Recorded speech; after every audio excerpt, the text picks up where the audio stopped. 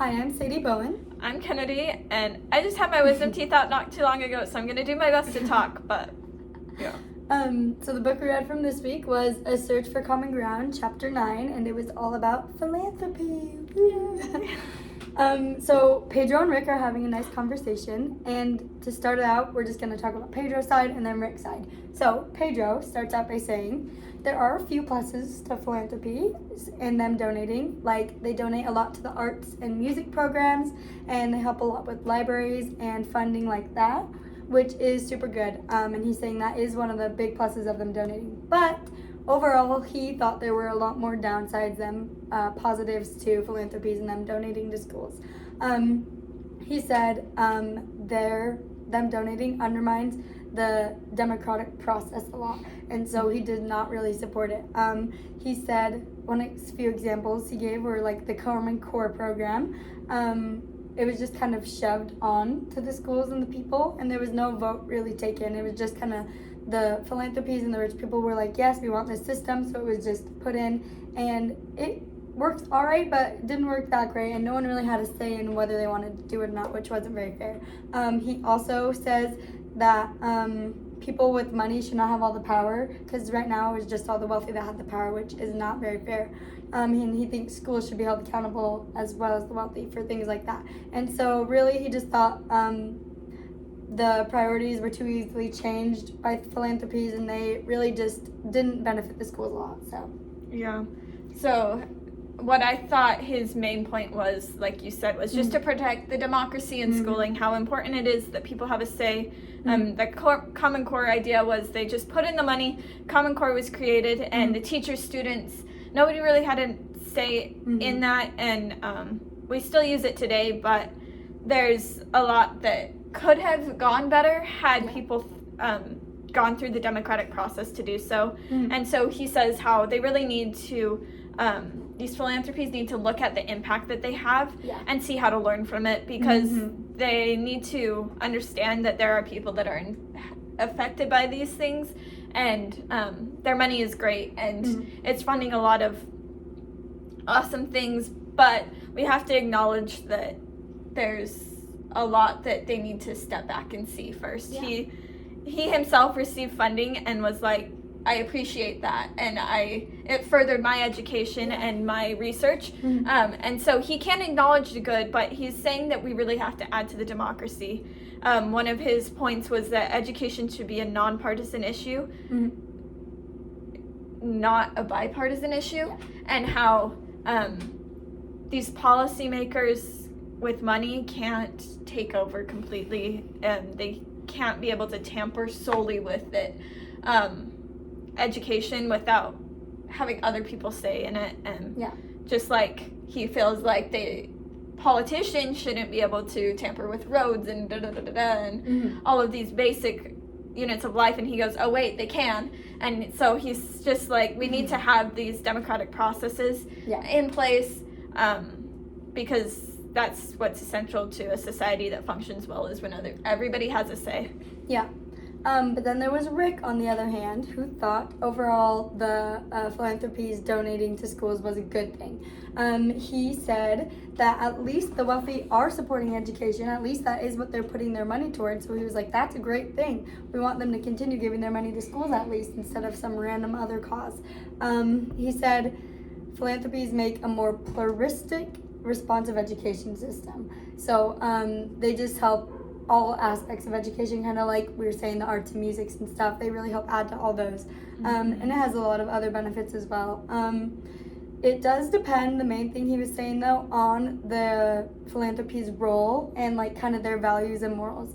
He was saying a lot about how it does depend on how they present themselves, and whether they're trying to just like be like, oh, I help this school, or whether they're actually really wanting to help the school, and they have good values and morals and are trying to help the right causes and stuff. I think that was one of his main points for sure.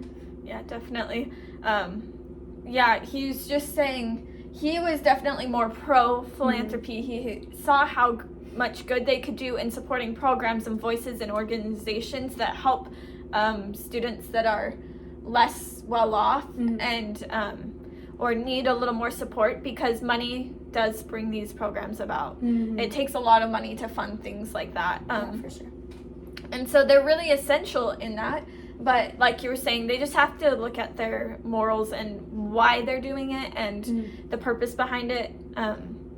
One thing, in addition to what you said, was that he's a lot worried about groupthink. He sees how when philanthropists take over, it tends to bring everybody to think the same thing. And he kind of sees that there's a danger in that, and how it's important that not everybody jumps on board with every idea, because dissenting voices help to question the process and help course correct, like in the Common Core. It was really just the philanthropies threw their money out there, and then bam, we had Common Core, and how they needed to course correct a little bit. There were good things, but how they needed to be able to see, oh wait, here's where my impact is, now let's try and see how we can steer it to be better suited for our students and that are being affected by that.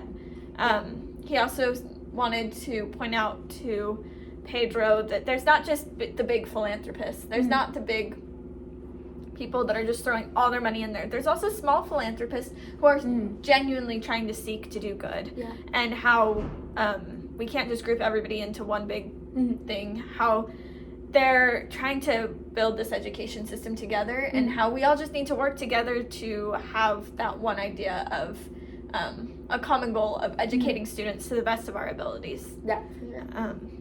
And with that, I'll start the praxis.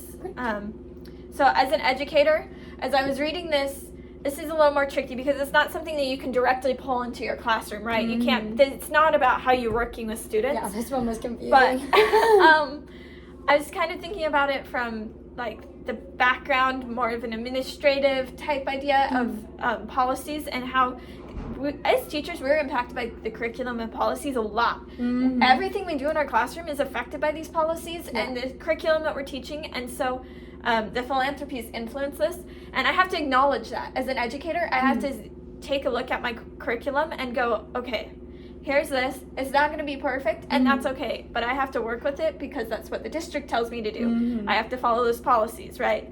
And so as I better understand that, I'm going to better understand what I'm teaching and why I'm teaching it, and where that curriculum is coming from. And also, as an educator, as we get further ahead in our education systems and improve the democracy, I'm going to want to be able to make my voice heard more. As an educator, I can make those changes for my students, and I can advocate for my kids. And so that's one thing, is that as educators, we can be involved in these decisions to the best of our abilities, and help to push that to be a slightly more democratic system in the future, when that will be possible. And that will impact our kids as we try and have our voices heard for their best impact. Mine are pretty similar to that, because like we said, this one was kind of a hard one to figure out. But basically, as a teacher, I'm going to try the best I can to acknowledge, like you said, that these are like set systems that I didn't really have a say in, and they were kind of forced upon us. But I'm going to try and change them slightly in my classroom to fit my students' needs, though. So I will be teaching everything that I have to be teaching, but also recognize that I can put my own little twist on it to make it more interesting and to help the students engage more and learn more. Because like we mentioned, philanthropies, when things like this happen, you don't have much of a say as a teacher on what you do, so you can try and adjust it as best as you can to fit your students and their needs. I also think that in my classroom, I'm gonna teach my students to try and have a say. I think this is teaching just in general. It's a good teaching thing that we do need to stand up for what we believe in, and so like the philanthropy just donate stuff and we don't have much say. I'm going to teach my kids that they should try the best they can to have a say in things that they have an opinion on and that are important to them. So yeah, that's perfect. Now for the reflection. Okay, I can go ahead and start us off. Basically, I think the overarching thing was there's a lot of philanthropic, however you say that, organizations, and they do donate a lot to the schools, and there are a lot of positive and negative benefits when it comes to this, and there's not much we can do about it, honestly. sometimes the tests and things they put out work and are great, and other times it's not so great, and we just all have to learn to accept it and continue on. You just have to giggle about it sometimes, Yeah. right?